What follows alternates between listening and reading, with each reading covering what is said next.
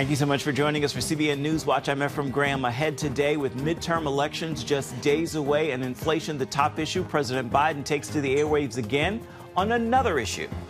The president again attacking ultra-MAGA Republicans as prices are going up and the Federal Reserve delivers another round of interest rate hikes and promises more to come. The historical record cautions strongly against prematurely loosening policy. We will stay the course until the job is done. In Georgia, a tight race that could make the difference in the fight for control of the Senate. Republican challenger Herschel Walker taking on incumbent Democrat Raphael Warnock. He's saying that he's your senator, and I'm telling you, no, he's Joe Biden's senator. He's not Georgia's senator. He's Joe Biden's senator. We'll hear what the candidates and the voters are saying in the Peach State. Now that Benjamin Netanyahu is set to be prime minister again, who will be some of his allies in his new coalition government?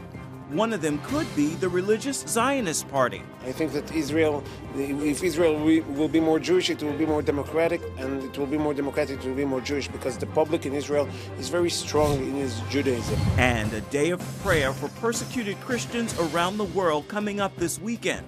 We'll look at the dangers believers face and how they're ministering to others in the Islamic nation of Iran. So they are finding very practical, very real ways to speak to the needs and speak to the hearts of Iran's people during these protests to further the gospel. We'll have those stories and more for you today on CBN NewsWatch.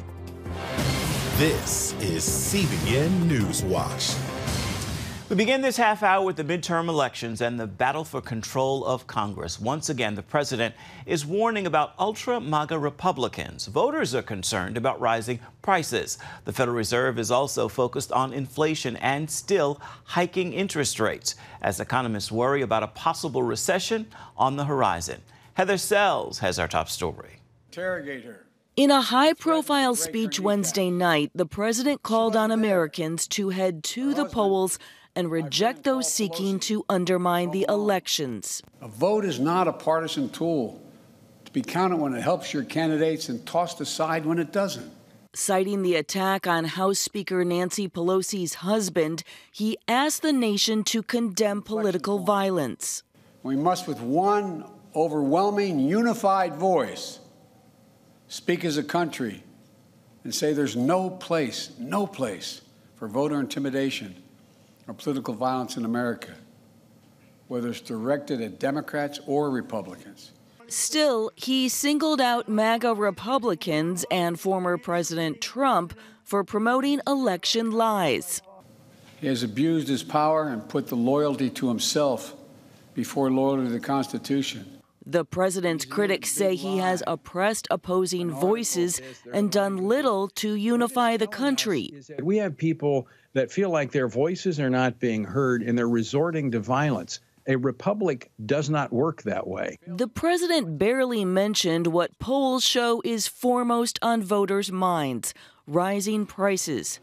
Wednesday afternoon, the Federal Reserve announced its sixth interest rate hike this year in an attempt to beat back the highest inflation in decades. As Thanksgiving approaches, turkey prices are up 20% and vegetables 10%. That is leading some Americans to cut back on their celebrations and even forego the traditional feast altogether. Without price stability, the economy does not work for anyone. The Fed is trying to achieve a sweet spot, use interest rate hikes to slow the economy enough to lower inflation, but not so much that they trigger a recession, all while keeping in mind the lives of real Americans who are finding it difficult to manage credit card debt or buy a home as interest rates rise. Mortgage rates are up over 7% for a 30-year fixed, and that's hit housing demand very significantly. Still, Fed Chair Jerome Powell warned more rate hikes may be coming. The historical record cautions strongly against prematurely loosening policy. We will stay the course until the job is done. The Fed could raise rates again when it meets in December. In the meantime, voters must decide which party can best address not only the economy, but our country's political strife. Heather Sells, CBN News. Drew Parkhill, our CBN News financial editor, joins us now to talk more about this. So, Fed Chairman Jerome Powell says history cautions against easing up on rate hikes. What does that mean? It means I need to come up with a nickname for you like you have for me. Okay, what he means is, back in 1970, the chairman of the Federal Reserve, Arthur Burns, was told by President Nixon, encouraged by President Nixon, don't raise rates and Burns didn't think inflation was a big problem. Okay, well, it was a big problem, and he didn't raise rates, and then inflation got out of control, and by 1974 it was double digits, and unemployment was up at 9%. Then it came back down, and then it took off again, and that's what Powell wants to avoid. He doesn't want inflation to really get even worse in the future, so they want to stop it now. No. So the big question: are we heading into a recession? The bond market is signaling yes, without getting into the weeds and having everybody say, what now? But basically, when the bond market sends the signal, when short-term interest rates keep going up above longer-term interest rates, then that means that the economy is going to slow down and go into a recession. That's an extremely reliable signal. It's been tracked back for decades. It has been getting that signal now over the last several days. So there are a lot of forecasts for a recession sometime next year, within the next year, and we don't know how severe it will be, but a lot of people expect that will help bring down inflation, but we'll see. But yeah, it looks like a recession's on the way. The president and other Democrats are talking about ultra-MAGA Republicans, abortion, and other issues. But is inflation the number one concern when it comes to voters? Poll after poll, survey after survey, inflation's number one. Now, some people care about other things. Abortion has been a bigger issue, particularly for some Democratic voters, not for all of them. But the economy is in such bad shape. The Gallup survey said it was the worst that they had recorded since they've been tracking it, I believe, since 1982. Maybe not I don't know what they tracked before then, but it's very severely, it's just awful. It's the number one issue. It has many Democrats saying, I'm going to vote Republican. I mean, along with crime and immigration at the border, but definitely inflation is the number one issue, and talking about anything else is almost a waste of time. I seem to remember someone saying it's the economy, somebody, but I won't repeat that. You remember right. It was James Carville for Bill Clinton, and he was dead right. All right. Thank you, Drew. In a key race that could decide control of the Senate, it is down to the wire in Georgia, where the Senate race is neck and neck between Democrat incumbent Raphael Warnock and his Republican challenger, Herschel Walker. Walker continues to hold his ground even after a second allegation about abortion. To shore up Warnock, Democrats are bringing in heavy hitters, such as former President Barack Obama. Matt Galka brings us the story now. He's reporting from Georgia. Herschel Walker continued his bus tour throughout Georgia with promising poll numbers the final week before the midterm elections. He's lying to y'all. He's saying that he's your senator. And I'm telling you, no, he's Joe Biden's senator. He's not Georgia's senator. He's Joe Biden's senator. Democrats enlisted the help of former President Barack Obama to try and dent the momentum of Walker's campaign and push incumbent Raphael Warnock over the finish line. Who will fight for you? Who cares about you? Who sees you? Who believes in you? That's the choice in this election. A second woman's abortion allegation has put Herschel Walker back on defense in the closing days of his Senate campaign. But just like the first, he's calling the latest allegation a lie. Well, I'm going to tell y'all, vote for me. I'm going to get us all to the promised land, because I can tell you, we can get there together. The news about a new accuser claiming Walker pressured her to get an abortion during the 90s broke during a Walker campaign rally last week in Dillard, Georgia. I'm done with this foolishness. I've already told people this is a lie, and I'm not going to entertain, continue to carry a lie alone. On the campaign trail, his pro-life stance, even amid the allegations, appeals to some of his supporters. I understand he had some issues early. We all have had issues in our youth.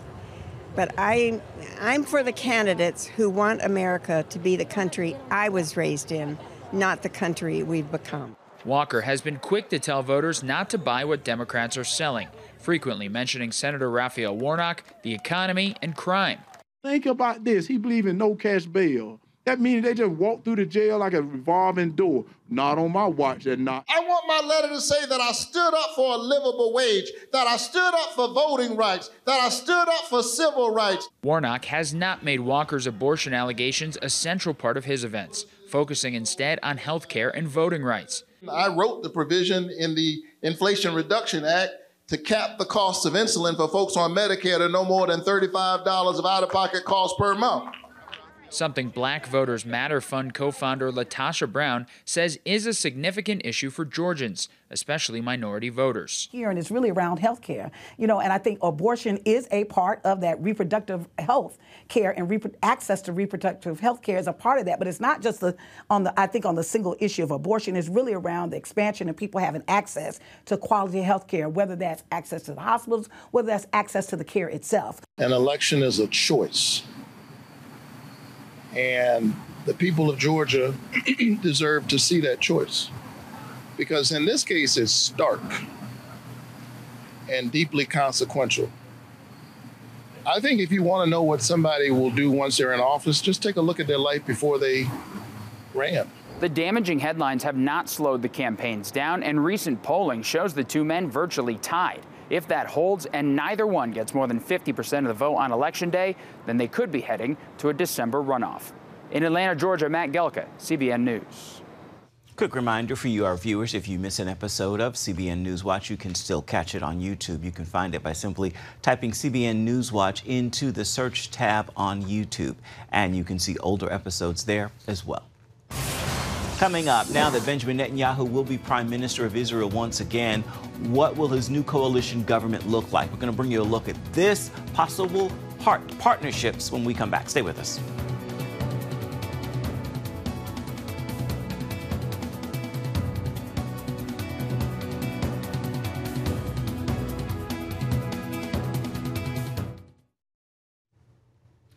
Welcome back. In Israel, Benjamin Netanyahu is on his way to becoming prime minister again with a clear majority in the Israeli parliament. A key question now is, who are some of his political parties who could be part of his partner's coalition government? Julie Stahl brings us the story now from Jerusalem.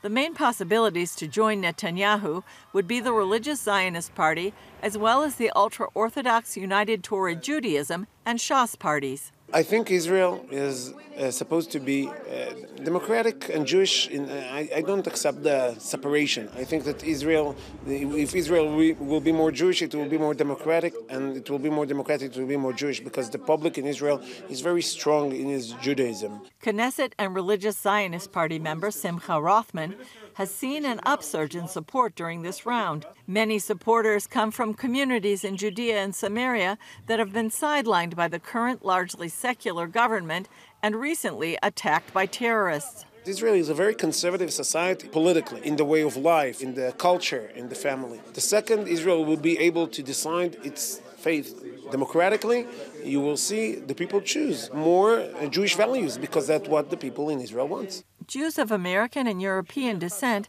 primarily make up the UTJ party. The main two goals, first of all, to promote the interest of the ultra-Orthodox society, to support it financially, to give, for example, exemption from the army for the ultra-Orthodox men, the ability to study Torah, the support for the institute, the education system. According to Gilad Malach of the Israel Democracy Institute, the party wants a stricter version of Judaism within society. And the second thing is they want to promote keeping Shabbat as a day that there is no market, no transportation, to be more strict regarding conversion issues to Judaism and other religious issues. Shas Party supporters are very diverse. The voters of the Shas Party comes from all over.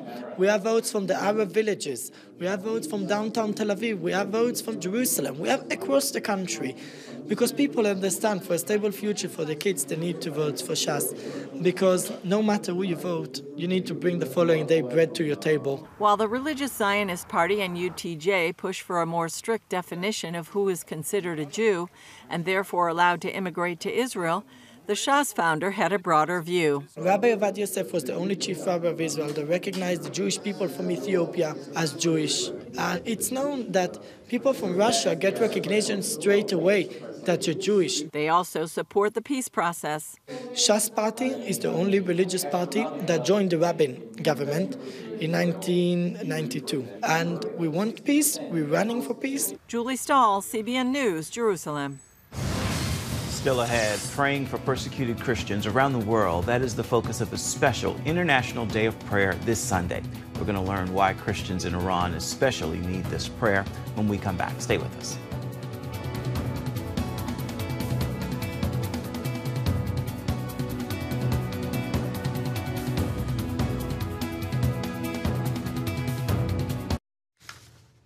Sunday, millions of people around the world will gather in homes and churches to pray for persecuted Christians. It's the annual International Day of Prayer for the Persecuted Church, or IDOP Sunday.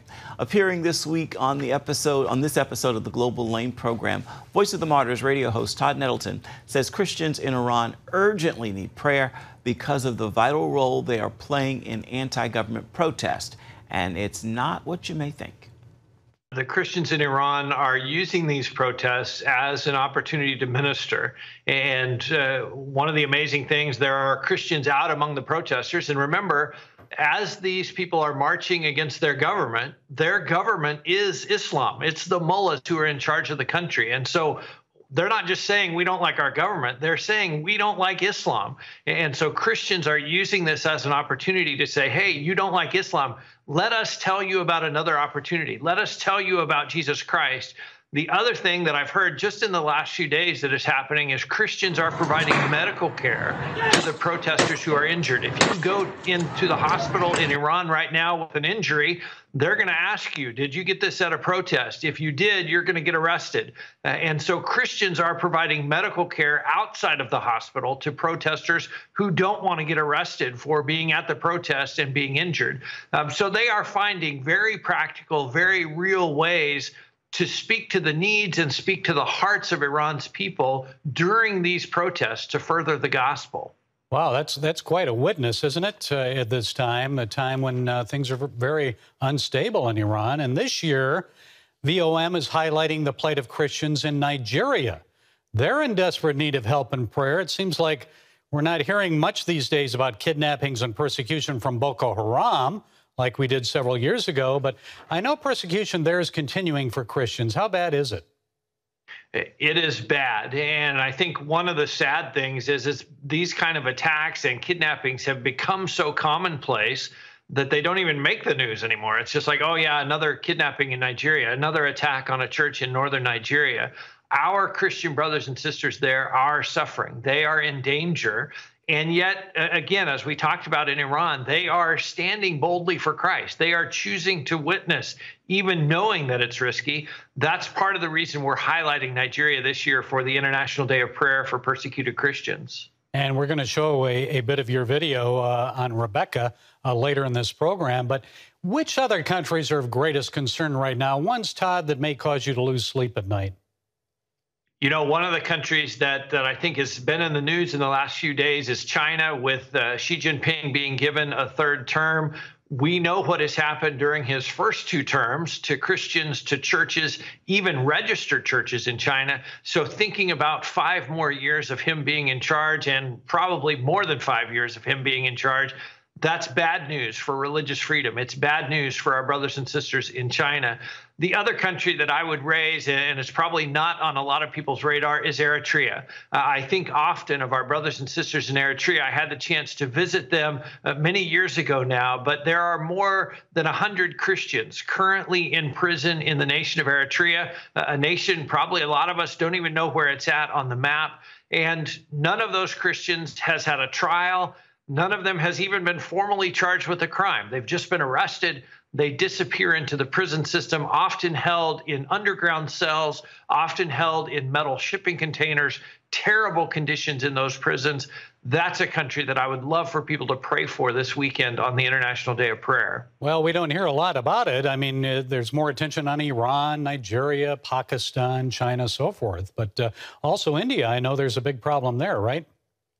There is. The government of Prime Minister Modi has made it really kind of open season on Christians in India. And those who attack pastors, those who attack churches, they know they're unlikely to pay any penalty for that. They're unlikely to be charged with a crime. In fact, what often happens is the police will come to an attack and they will arrest the pastor. They'll say, hey, you're a troublemaker. You're trying to convert people. That's against the law. We're going to arrest you instead of arresting the people who have just been beating that pastor. That's reality for our brothers and sisters in India. And quickly, Todd, how should we pray? What should we pray? You know, I think praying for a sense of encouragement for our brothers and sisters, praying for God's kingdom to advance in their countries. And I think as Jesus called us, we also need to remember to pray for the persecutors. Pray that they will have an encounter with Christ and come to know him in a very real way. Todd, it's always good to talk with you. Where can we hear your radio program, the weekly VOM radio broadcast? You can find a station close to you or links to the podcast at vomradio.net. You can also get there from our main website, persecution.com. Okay, Todd Nettleton, voice of the Martyrs, thank you. May God continue to bless your efforts. Thanks so much, Gary. Also on tonight's episode of The Global Lane, we've got more on America's squeezed wallets and the possibility of an economic recession in 2023. Plus, a look at some of the issues causing a growing number of minority voters to re-examine their political party affiliation. You can watch these stories and more on The Global Lane. It is tonight at 8:30 Eastern, or you can find it on the CBN News app. We'll be right back with an encouraging word for your day ahead. Stay with us.